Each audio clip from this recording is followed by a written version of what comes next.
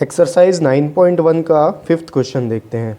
यहाँ पर दिया है the points P, Q, R, S, T, U, A and B on the number line are such that TR is equal to RS is equals to SU and AP is equals to PQ is equals to QB.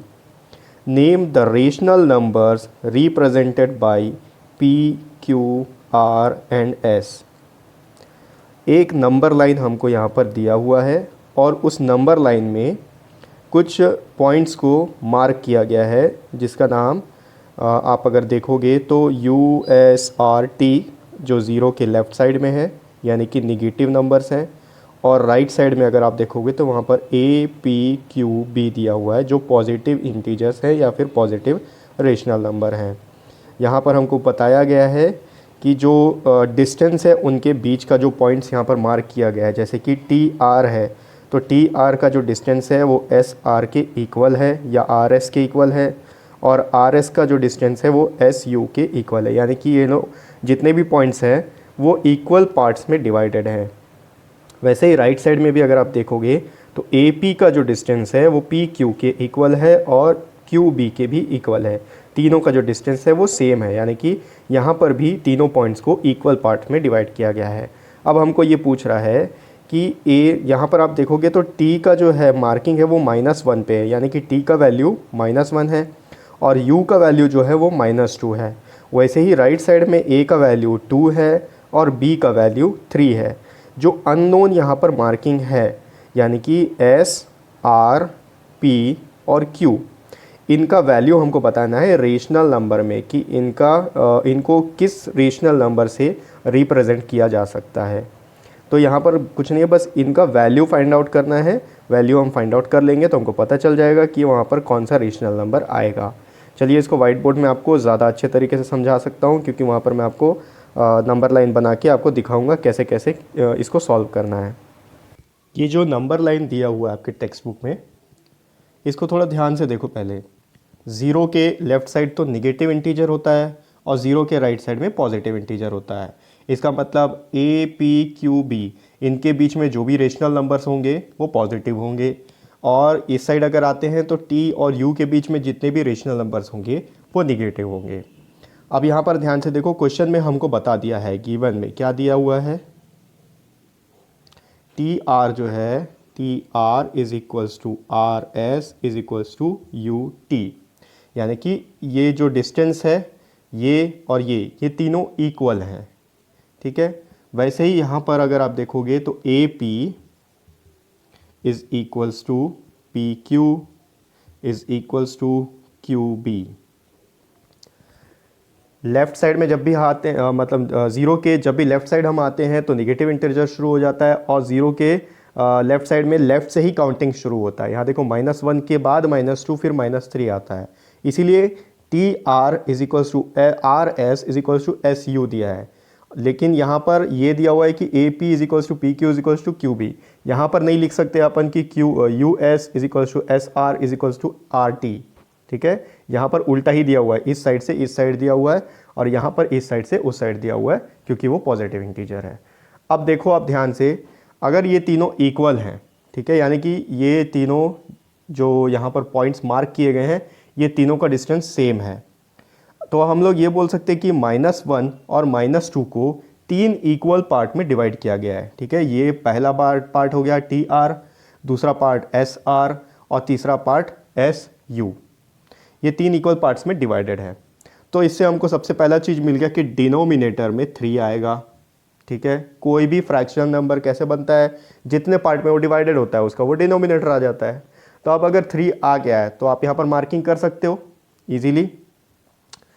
यहाँ पर लाना है 1। ठीक है, 1 कैसे आएगा, तो एक तरफ मैं इसको रब कर देता हूँ, ये तो क्वेश्चन में दिया हुआ है। ठीक है, अगर ये 3 इक्वल पार्ट में डिवाइडेड है तो यहाँ पर भी 3 इक्वल पार्ट्स बनेंगे। ठीक है, पहले आएगा यहाँ 0/3, क्योंकि ये दोनों 3 इक्वल पार्ट में डिवाइडेड है। ठीक है, 0/3, 1/3 2/3, ये सब माइनस में रहेंगे, -1/2 तो सॉरी -1/3 -2/3। इसके बाद ये वाला जो पॉइंट है ये आएगा -3/3। अब देखो -3/3, इसको अगर आप दोनों को कैंसिल करोगे तो आंसर -1 ही आएगा, ठीक है, इसलिए -3/3 इसका वैल्यू रहेगा।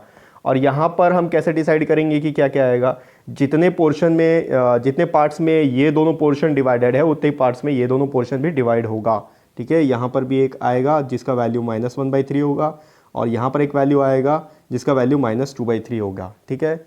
यहाँ पर देखो 2 पॉइंट, यहाँ भी 2 पॉइंट।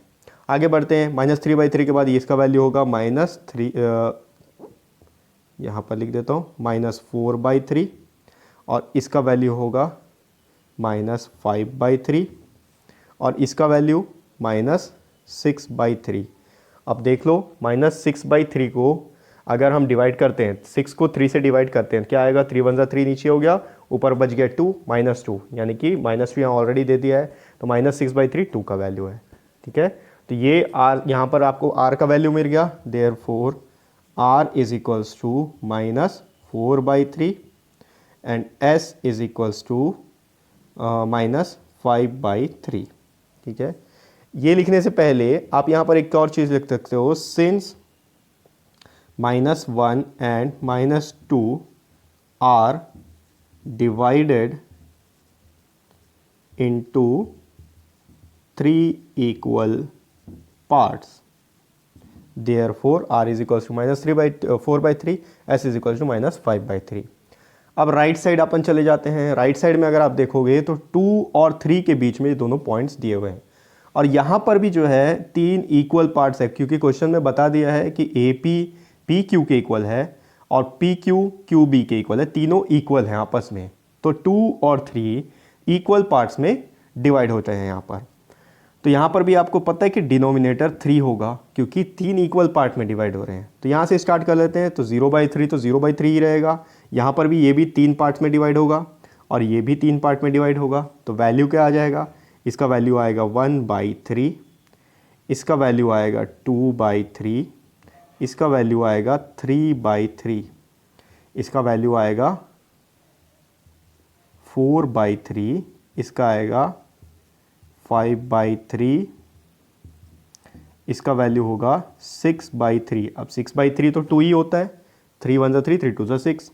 यहाँ पर आएगा इसका वैल्यू 7/3 और इसका वैल्यू 8/3, तब जाके इसका वैल्यू हो जाएगा 9/3। अब 9/3 को अगर आप काटोगे तो 3 1 3 3 3 9, आंसर 3 ही आएगा, ठीक है। तो हमको जो वैल्यू फाइंड आउट करना था, r का वैल्यू मिल गया हमको यहाँ पर, ठीक है, और s का वैल्यू मिल गया जो हम लिख चुके हैं। अब यहाँ पर लिख लेते हैं, यहाँ पर भी आप सेम चीज़ लिख सकते हो, since a and b are, या 1 and 2 या 2 and 3 भी लिख सकते हो, are divided into 3 equal parts. Denominator में 3 क्यों आया मैं आपको बता दिया हूँ, ठीक है। डिनोमिनेटर में 3 इसलिए आया क्योंकि 3 इक्वल पार्ट्स में डिवाइड हुए हैं, तो आपको पता चल गया डिनोमिनेटर में 3 रहेगा, तो आपको बस 0 से स्टार्ट करना है, 0/3 1/3 2/3 4/3 5/3 ऐसे करके। देयरफॉर अब यहाँ लिख सकते हो, वैल्यू हमको पूछा था P का वैल्यू आ गया यहाँ पर 7/3 एंड Q का वैल्यू है 8/3, ठीक है। तो ये हो गया एक्सरसाइज 9.1 का 5th क्वेश्चन।